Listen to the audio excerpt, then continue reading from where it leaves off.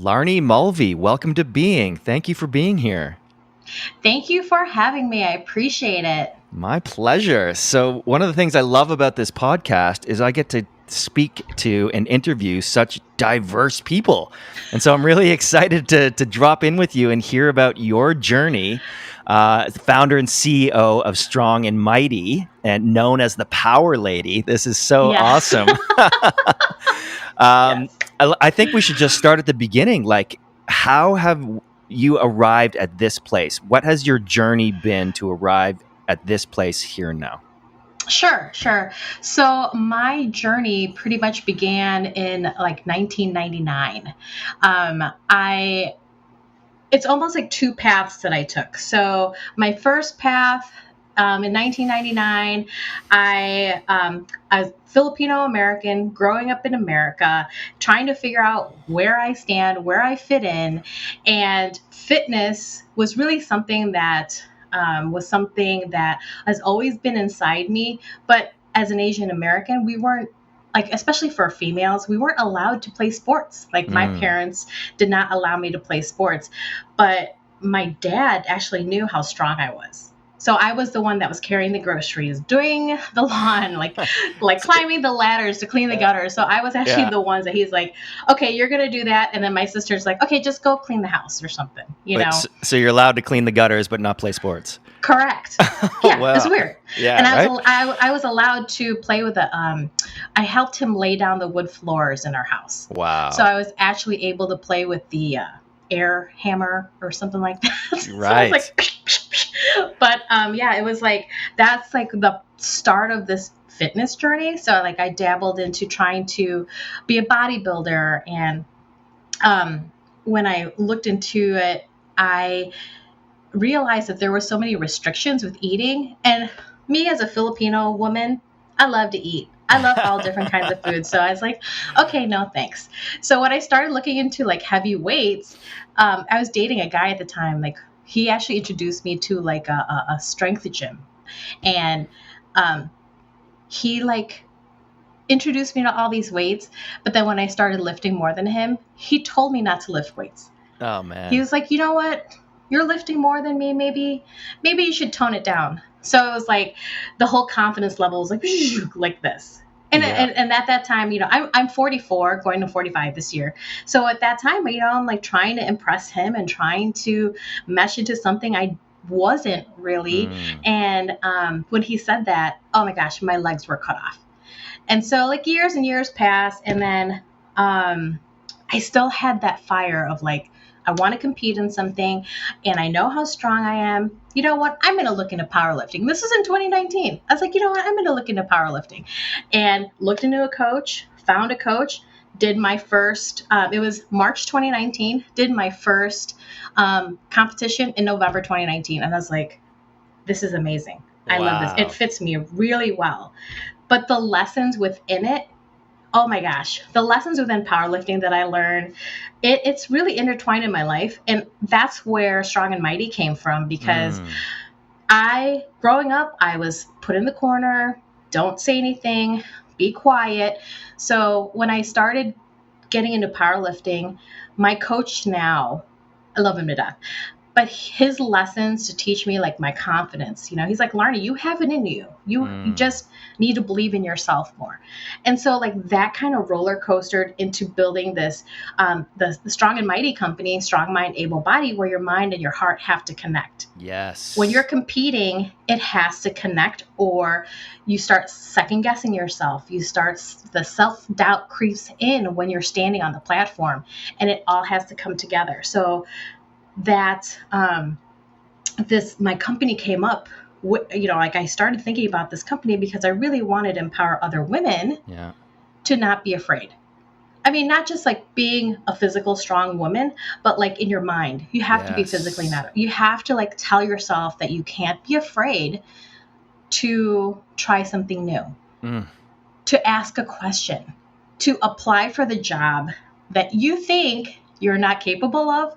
But just apply, see what happens. Yeah. We always like second guess ourselves. As a female, we're like told to like, maybe you aren't good enough because you don't have this.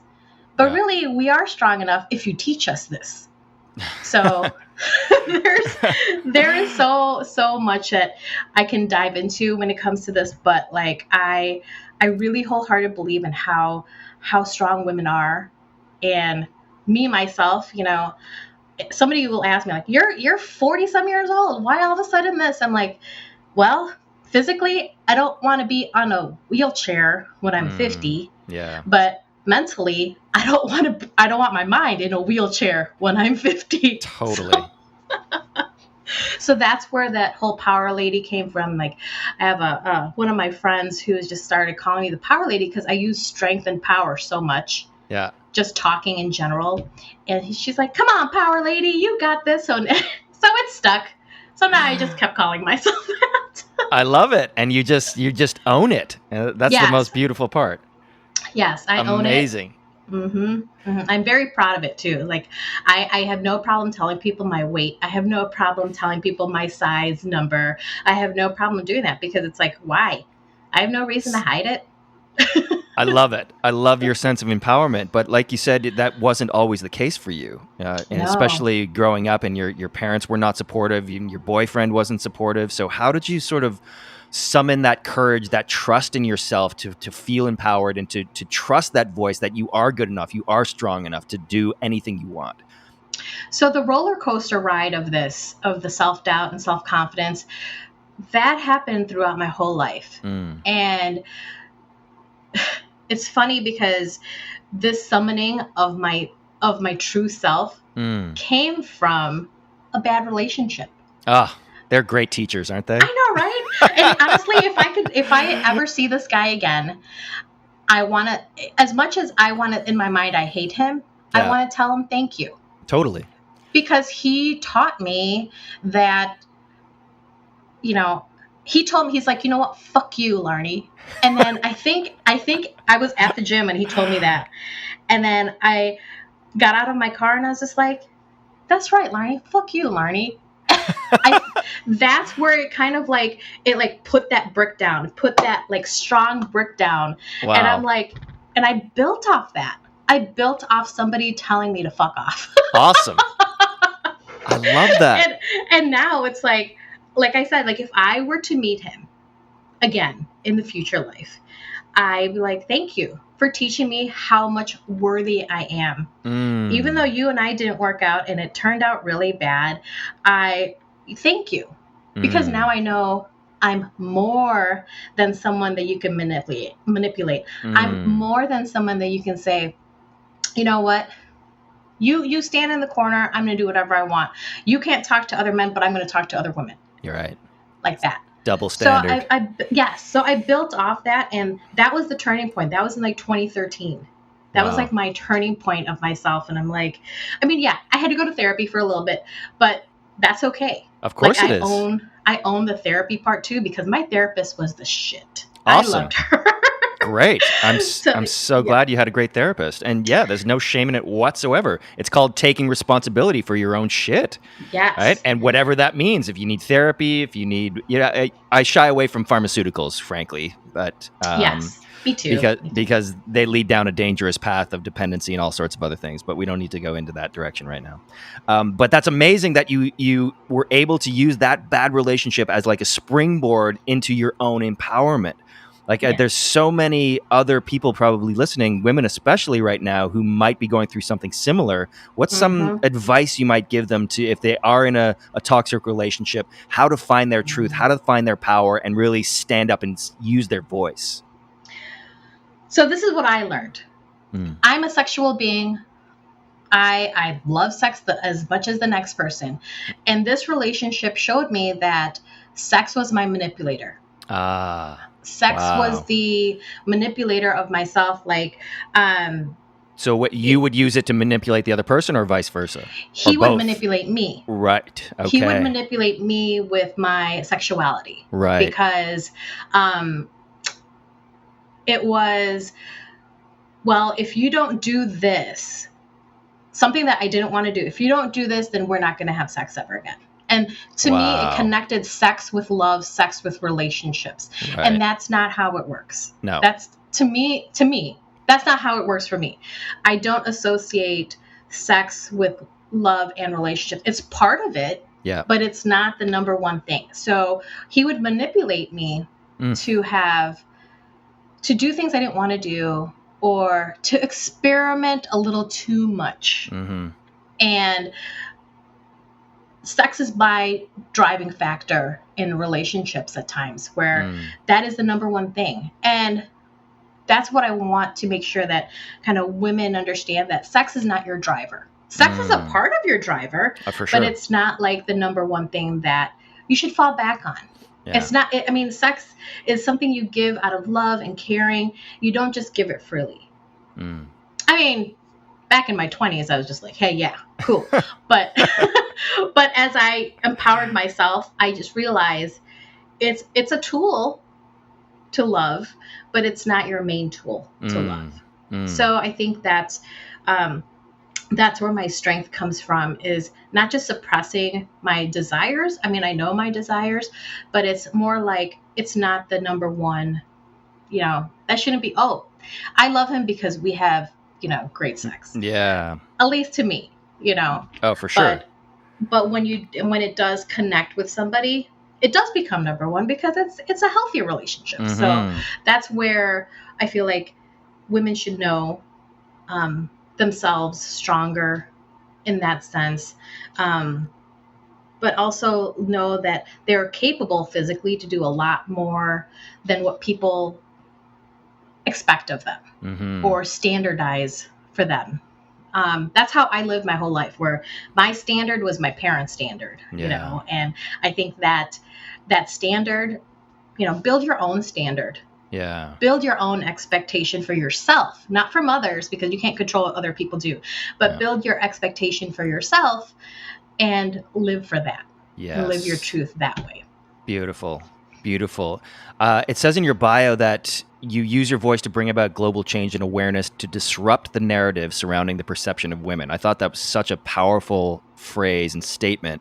I wanted to ask you, in your opinion, what is the narrative surrounding the perception of women right now? So the narrative of women is, we aren't capable of doing something because we're not men, or we're trying to be men.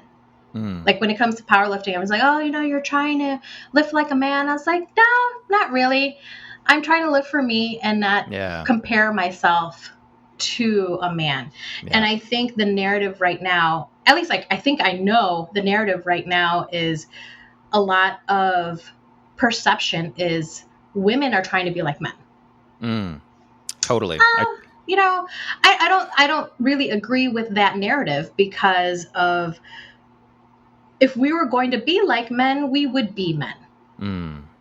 But we are women, and we are so capable of so much more things than what has been driven in us, has been programmed in us since the caveman days. It's there's so much more to us. And I see a lot of the narrative right now where I actually jumped on a webinar a few months ago, and it was a webinar in Ireland. And their tagline was, if she can't see it, she can't be it. And it was for young girls. And I feel like there needs to be more awareness of what women's sports are like, what women's sports are going through, like the whole equal pay, pay, if I'm going to play the sport, we should get paid equally. So there's also that equality part that's still around since the 60s, 50s, like way back in there. We want to make sure that that narrative is changing for the better, because by the time I'm dead, I'm hoping that Susie, who is 5 years old, knows that there is opportunity for her, that there is a support group for her, that she's not alone, that she has a group of strong-ass women that she can go back and forth on, even though some women may not agree. But just as long as there is a network, a group, that we have a support system, we, one voice is loud, but a group of voices is louder. So it's, to have that camaraderie is very important. Yeah. And even, I mean, as a power lifter, that's a big lesson that I've learned. You may be the only person on the platform lifting your weight, but the people around you are supporting you and like cheering you on. And I feel like that's what needs to be changed. We need to support each other. We need to support the women in our lives. And, we go through a lot. I mean, I don't have any kids, but I observe everyone else who has kids and juggling so much stuff. And I'm like, do you need help? Can I help you? Is there anything I can do? And I feel like that camaraderie and that opportunity needs to be seen by not just us now, but like the upcoming generations as well. For sure. And this resonates deeply for me because I have a 13-year-old daughter, and cultivating that sense of trust and empowerment in her from a very early age that she can do and be and say anything she wants is super powerful. But I want to come back to what you're talking about, the narrative, and just share some of my perspective, because this is something I've thought a lot about. It's to me it's a balance between masculine energy and feminine energy is ideally what we're looking for. And so because women traditionally over millennia have been so oppressed and so put down and so ostracized in a male dominated patriarchal society, the natural instinct, over the last 50 years and the rise of feminism is to empower the women. But like you said, that has manifest in some ways as women trying to be men. And examples I use are like Hillary Clinton or Nancy Pelosi, like women who are winning at the male patriarchal game. But to me, that's not what we like. What the role of women is in a balanced society is to be fully embodied in their feminine and their power in their feminine, which has been suppressed by a patriarchy who's terrified of the power of women. They know how powerful women are. Men know, and that's why they've put them down for so long. And so the question then becomes, okay, what does an empowered, strong, embodied woman look like and feel like? What do they do? How can they show up to be a powerful part of society? And that's a question I've asked a lot. And it's not necessarily behaving like a man, although, being successful in sports or in business, all the power to you. Absolutely. We need that as well.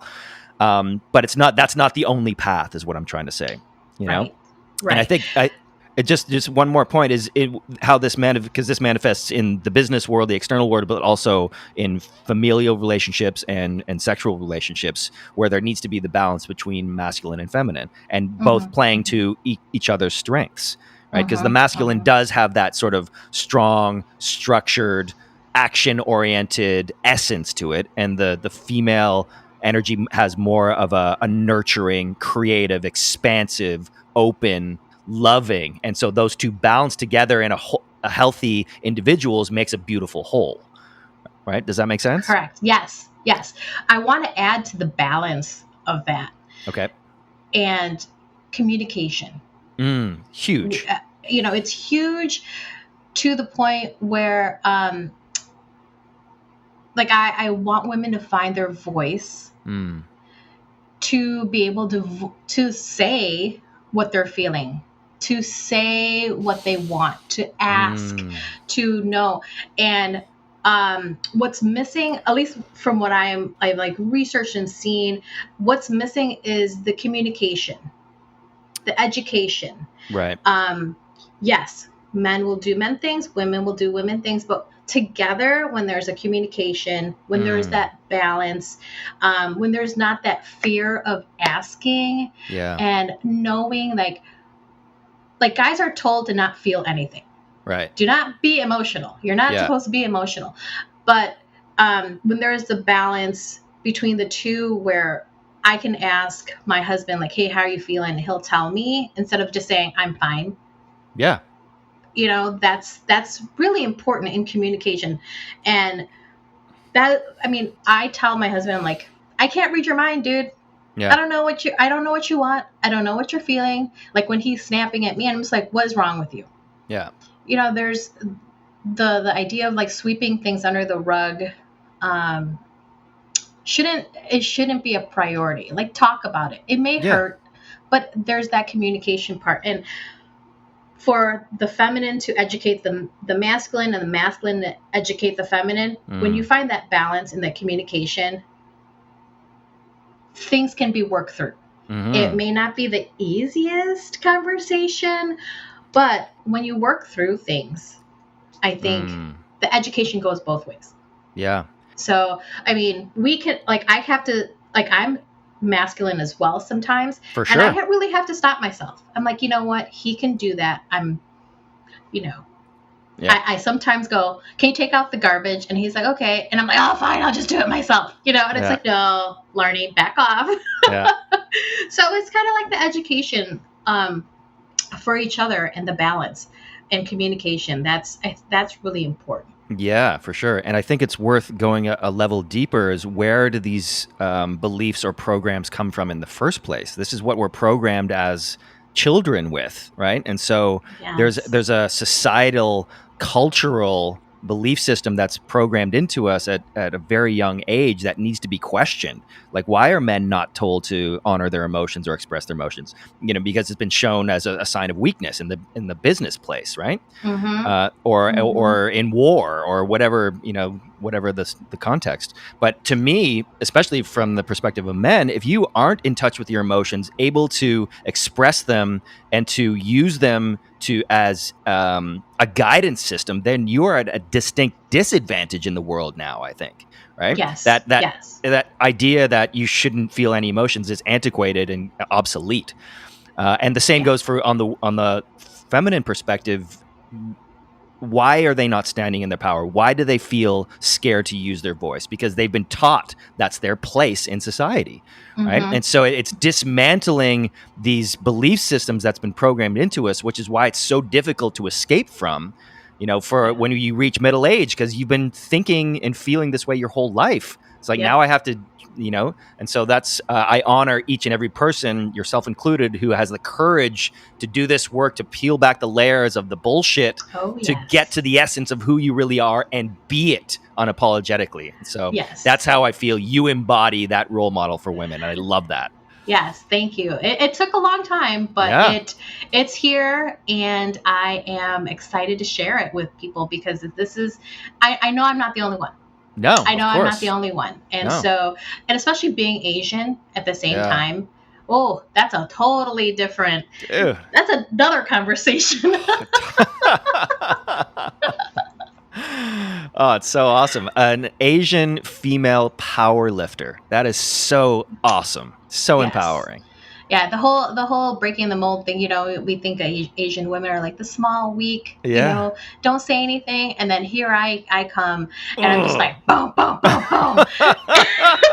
I'm like, give me that weight, So I totally embrace my strength, and I'm not ashamed of how strong I am. And there's other women stronger than me, but when it comes to someone who has hidden it since 1999, and to bust out, it's amazing, and I feel so true in myself, and so it just makes me happy. Like, training makes me happy. As some people are like, oh my god, I gotta go to the gym. I'm just like, okay, it's Wednesday, gotta go train. But I enjoy it so much. Awesome. I think it's worth mentioning, just going back to our previous dialogue about feminine and masculine energy, it is possible for each sex to embody both of those energies. So you just mentioned that you embody a masculine energy, and when you're lifting or doing other things, amazing. It doesn't have to be women only in feminine energy and men only in masculine energy. Both of us, everybody has both energies at certain times. And one is more dominant, and so there's no, I'm a sensitive, emotional man, so I'm in touch with my feminine, but I'm also powerfully in touch with my masculine. I can get shit done. I can be assertive. I can use my voice. And so within an individual, I think it's worth having both of them and being embodied in both of them to have that sense of balance within you. Yes, I totally agree. That's powerlifting for me. Like, I think the perception, people think powerlifting, you should be more masculine. And here I come with my full makeup on and my hair up, I even spray some perfume on. That's okay. But, it's kind of like, that's just how it is. That's just how I am. That's how I embrace, that's how I balance both. Awesome. You know, I love it. God, she smells good lifting those weights. Yes, that's right. And she's screaming as loud as she can because she needs to get that 400 off the ground, but she smells good. Oh, that is so awesome. And one of the things you said earlier is it's not necessarily a competition. You know, it doesn't matter how much weight the other person is lifting, or if you want to be in competition, that's great too. But I think the fundamental impulse of evolution is to be better than you were yesterday, you know, just to be improving. Like, I want to be a better person at the end of each day, you know, just learning new things, growing, evolving. Yep. And so for me, that's what sports is for me now, rather than like, oh, I have to be better than the other person, I have to win at all costs. I think that's a toxic energy that's invaded sports. Yes. Right? Yes. And it's the comparison factor. The comparison factor. We're you know, we're comparing each other. Like, you know, I can do this, you can't do that. And then let me post it on social media so everybody can see that I'm better than you. And I just like, no, that's not how it should be. We need to support each other. So, you know, your main competition is who you see in the mirror every morning. Totally. So it's like, compete with yourself. Are you, like how you said, are you better than yesterday? Yeah. And if you're not, you know, what are you going to change today, or what are you going to tweak today? Yeah. Or add or something like that. But I just feel like it's, you know, you're really, I've learned that my competition is myself. Yeah. And I talk myself out of a lot of stuff. And, so it's like, it's either yes or no. But it's so easy to talk yourself out of something, because then you're the one that puts the self-doubt in yourself. You're the you know, and then it's like the rabbit hole of why. So it's almost like you have to really understand that your competition is with yourself. Do what you need to do for yourself. Your standards are for yourself. And comparing is not, what do they say, the comparison is the thief of joy. Oh, I love that quote. It's so true. I do too. It's so true. It's so true. So what are some of the practices that you use on a daily basis to stay sort of grounded, healthy, creative, in touch with your inner essence? So in the morning, I walk my dog. I'm a very scheduled person. So when I walk my dogs in the morning, I talk to myself in the morning. Cool. I give myself my affirmations. Awesome. I give myself my pats on the back. Yes. Like today's affirmations were, okay, all right, universe, I accept every gift you're giving to me today.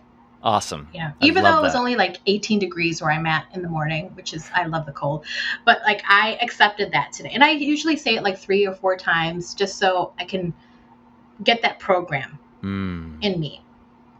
And already know that I'm going to start my day with a gift. Like today's gift was, even though I asked for you to come into my life, but like when I signed up and I asked to be on your show, it's like, hey, this is a gift. Yes. You know, because not everybody was just like, yeah, sure, come on but like I accepted it as a gift. But also that word accept, I say that to myself probably like once or twice a day, because it's like I'm accepting myself. I'm accepting the gift that you're giving me. I used to say I would accept a compliment. I would never accept a compliment back in the day. I had one of my teammates tell me like, "Oh, you're so great." I go, "I know." Thank you. Good for you. You know, it's like that accepting. Like if somebody is giving you an acknowledgement, I feel like you're accepting it and saying thank you. You're completing the circle. I mean, the compliment comes around and you have to complete the circle. Yeah. But also I've started at probably the end of the day, I do like a please and thank you. So I do like 4 or 5, like, hey, it's almost like preparing me for the next day. So please,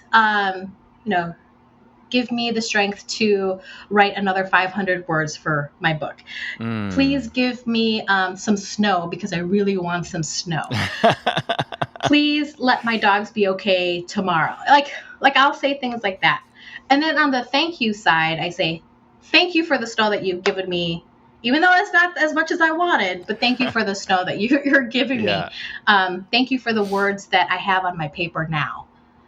It's like that appreciation, that gratitude at the end of the day. Yeah. So it's almost it's closing my circle for the day. I Yeah. say my pleas for that's coming up, and I thank you, universe, God, my belief system. Like, I thank you for everything thank you for the toast that you gave me this morning. Because it's like there's so many other things that I could be like, oh, I don't have this, I don't have that. But really, there's a lot more that other people don't have. Yes. And it's appreciating what I have. Totally. And I don't want more. I mean, I do want more. I take that back. I do want more, but in a different sense. But like for things, like I don't want more. But I just think what I have now, I'm in a warm house, things like that. And it's that circle. And it's that, I mean, I guess it's that pattern system I have in my head, like be thankful, ask for things. And that keeps me going. That keeps me knowing who I am and knowing that I have stuff to do, that I have a purpose.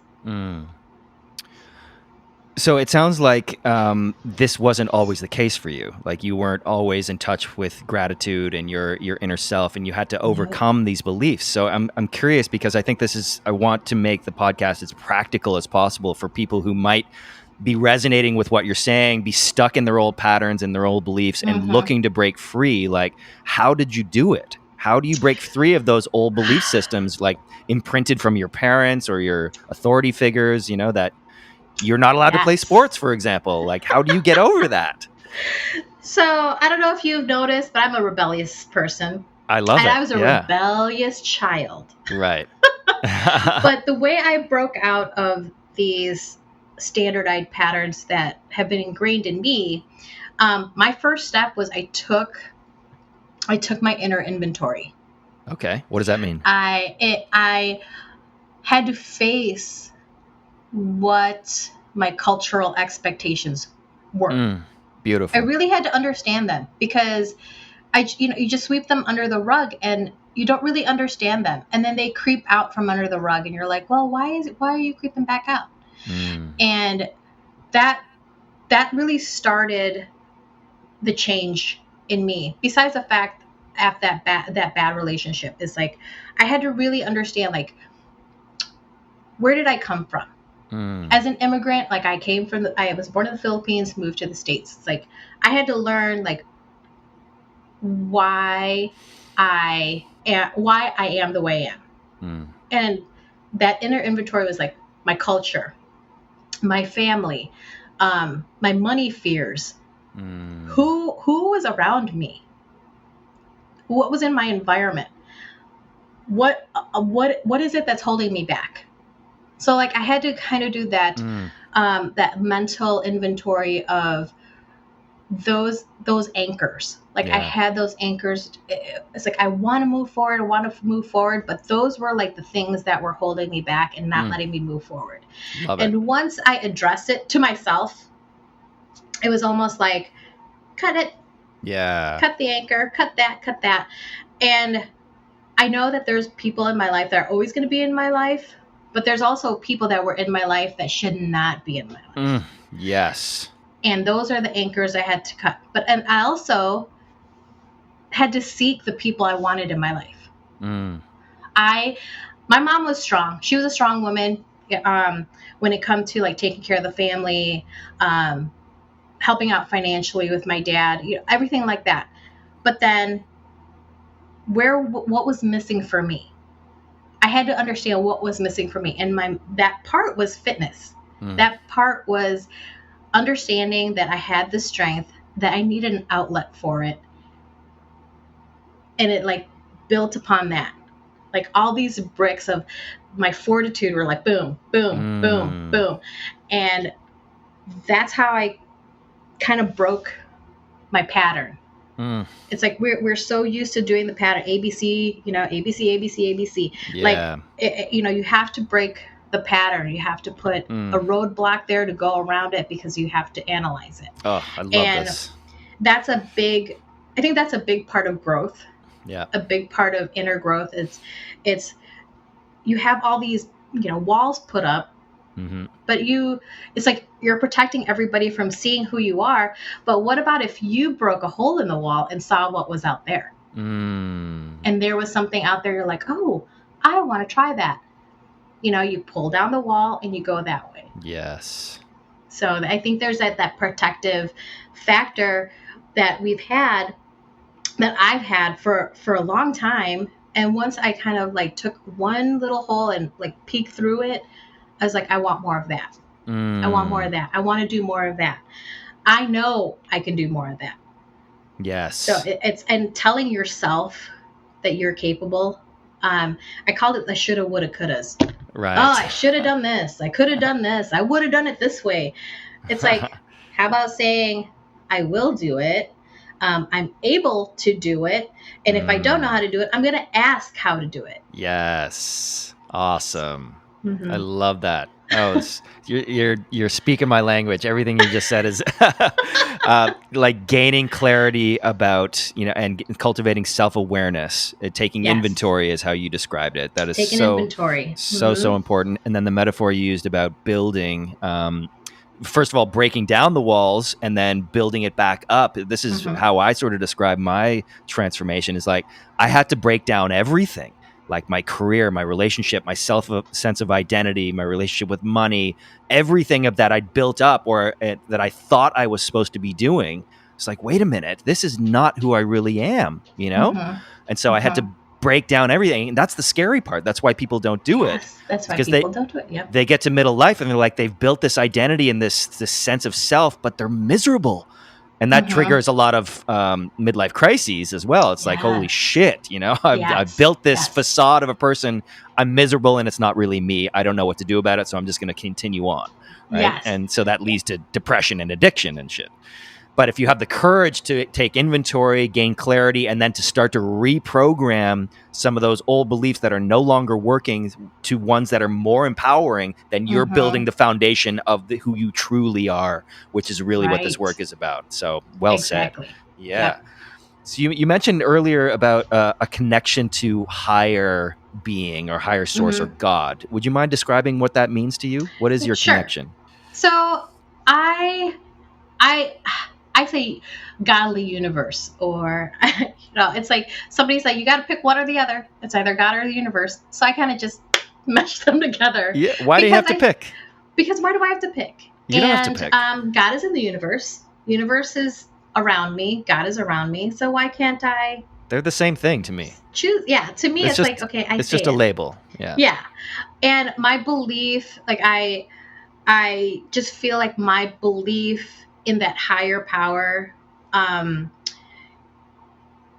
it's me connecting with an energy that I can't feel or I can't see. Sorry. Right. It's this energy that I can't see it. It's like the imperfect faith. We have this faith. It's something that we hope for, but we want the visual like proof of faith. But really, it's like the wind. You kind of you feel the wind, you see the wind in the leaves rustling, but wind is invisible. And you just know it, it's there, you feel it at times. And I feel like that's where my connection to the world is. Like, I want people to feel my energy from across the virtual world. I want people to feel my energy when I walk into the room. Yeah. And that is my connection to the world. That is my connection to the universe. That's my addition to the universe, is pushing out as much as my positive energy as I can. Yeah. Because there's so much negativity and it's so easy to default to the negative. If I can push out as much as my positive energy as I can, I will do it. Yes. And I want my neighbor from across the street to feel it. Like I want my neighbor who, it's funny because I was walking my dog in the summer. I started walking my dog outside at the same time. And there was this lady walking around with her mask on. And I just said, hello. That was my energy to her, was a hello. And we ended up becoming good friends. Awesome. Cool. And that's what I feel like. That's what the energy is. That's what my connection to the universe is, because I want my energy. We're socially distancing, but I still want you to know that I honor you. Yeah. I respect you. If you were to fall, I want to help you. So there's that connection to the universe for me. It may not be in a 4,000-year-old book, but it's, it's something that I believe in, that my connection in my universe and my feeling is something that I just add into the universe. Oh, so I love it. Thank you for that. I totally do. I totally agree with it. It's an energy. It's a feeling, right? Mm-hmm. And when we are up in our minds, up in our egos, we get so distracted by all the noise of the day-to-day life and all the shit, the stories that we're telling ourselves in our head. There's so much noise and distortion that we can't tune into that energy. So for me, meditation is a huge tool that I use to sort of calm the noise in my mind, so I can tune into that energy and feel it. And then you can begin to operate from that energy. Like you going walking your dog, you're in that energy. You say hello, the other person feels it, right? Yes. If you're out there walking your dog and you're in your head, you're closed off. Maybe you don't say hello. Yes. And that's the difference, right? Exactly. So when you're embodied in that energy, and so for me, it's like a collective consciousness. It's source energy that's all around us at all times, and becoming aware, like you said, of what am I contributing to that energy? Yes. Is it negativity? Is it doubt? Is it fear? Is it scarcity? In a lot of these things, most people live in those energies, right? And so yes, the more people that are contributing that energy to the collective, that's what becomes the dominant in the collective, right? So for me, in order to change the world, it's very important for each of us to take responsibility for what energy we're contributing to that collective, right? Yes. So that's why this work as individuals is so important. We've been taught that we're powerless as individuals. I think that's bullshit. I think we're all incredibly powerful, and the more of us that realize we come together as a collective and start to, then the dominant energy becomes one of expansiveness, abundance, love, cooperation, rather than scarcity, fear, competition, greed, profit, right? Right. So that's why as soon as I saw your brand and you reached out to me, I'm like, hell yeah, she's coming on the show. I love your vision and your vibe. This is awesome. Laarni Mulvey, this is so much fun. So just a couple more questions for you before I let you go. One of the questions I love to ask my guests is, what is your definition of success, and how has it changed over time? Ooh, that's a good one. Right? Yes, that's a good one. I guess I have a few different definitions. Okay. So business-wise, my definition of success is putting my sister on my payroll. Cool. Because it's just her and I. Right. My parents are deceased. So that's like one of my business successes. Like, oh, when I could put my sister on a payroll system and work for me, that's awesome. Cool. I love that. I'm like, I've hit it big. Yeah.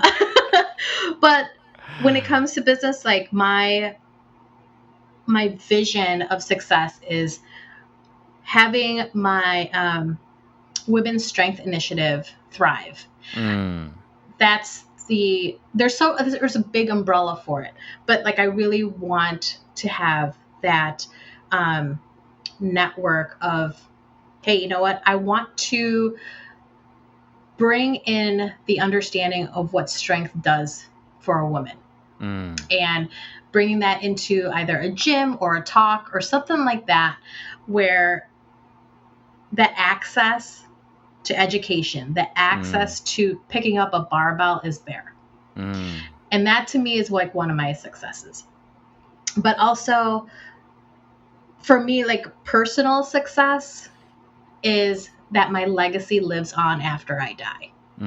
I may never know it when I die, but like the legacy, when someone is saying, you know what, Laarni, I went to one of Laarni's classes or courses or something, and she taught me that there's so much more to me than my body. Awesome. That there is a voice that I have that can be used for good. Right. Yeah, so those are like my like small successes. I guess they're small in my mind, but a legacy is something huge. But like those are the things I want people. It's like I want to be known for. Beautiful. But like if I'm talking about like other successes, I want my 8-acre land somewhere where my house is in the middle, and I die in that house and nobody knows.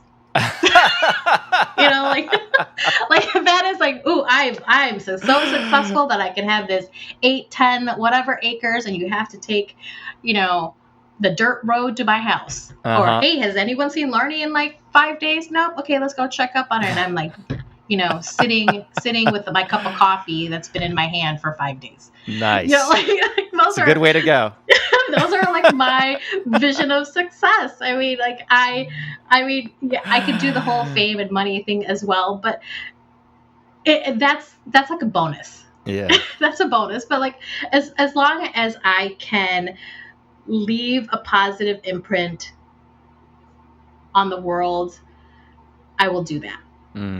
That's my idea of success. Like, let me leave my courage to the next generation. Let me leave that support system to the next generation. Let me be able to talk to somebody so they don't try to kill themselves because, you know, they were going through something.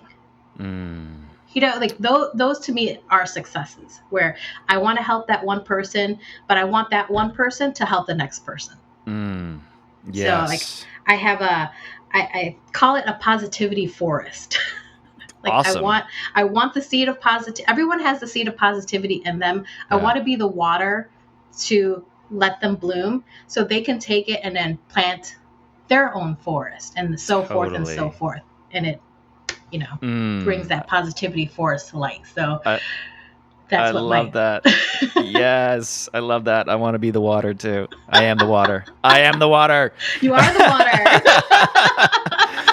Well, I love what you said about your legacy and passing it on to future generations, because that comes back to what we were just talking about. It's not just about you. It's not just about your ego and your profit and your fame and your, you know, material possessions in this lifetime. It's about creating an energy that contributes to the collective, that goes beyond you and this lifetime, that contributes positively to humanity moving in a positive direction. So that's a beautiful, beautiful way to articulate it. Thank you for that. You mentioned a book. You're working on a book? I am working on a book. It's called Standing in Strength, Find the Power Within. Nice. It's, I haven't really like said too much about it just because you're the first person. You're the first person to hear about it. You're launching it right now into the universe. Into the universe. So it's a collective of stories of women's strength. Awesome. It's we talk about that. How did our sport, or how did what we've learned in our sport intertwine into our lives, and how are we helping the community or the people around us that way? Awesome. So there's 7 women helping me with this book, and every story is different. And it's relatable because there's stories about bullying. There's stories about the self-worth, understanding your self-worth, and how did you find that strength? Like when you asked me earlier, how did I find it? That my courage, like I don't want women to feel that they're alone, and to have these other women telling their story that's relatable. I want it's an example. It's almost like an example, like, okay, this book is going to be something I could turn to page whatever and see so-and-so write about the story, and like, okay, now I could go apply for that job. Yeah. Awesome. Yeah. You know, beautiful, so empowering. Yes, it's an empowering book, and it's like the first series of the Standing in Strength vision that I have, and I'm hoping like the next version of the Standing in Strength is more the males. Like I want to get some more males talking about how a woman is, is a big influence in your life, and how did you honor her as well. So it's kind of a collective book right now, and it's coming out March 13th, 2021. So after I get off this, I got to write some more words. Nice. But yeah, Awesome. that is the collective of this book and the direction. Like I just continually, I want to have people have more visual of what a woman can do. Yes. That's part of changing the narrative. It's not just like hearing, but like I want them to see it and say, oh, okay, all right, cool. So that's really I'm adding to that voice. I'm adding to the woman's voice with that book. Amazing. Such powerful work, Laarni. Thank you so much. All right, last question for you, and this one is a doozy. Oh gosh. Now, so if you were to take all of your experiences and your knowledge and the wisdom that you've gained and distill them down into one message or one sentence, what would it be? Oh, this is a great one. All right. I've had this in my head for forever. It's cry in strength instead of struggle. Ooh. Because the struggle, we've cried through our struggles. We have cried out loud for help. We have cried to ourselves like, why? Use your tears as a strength cry.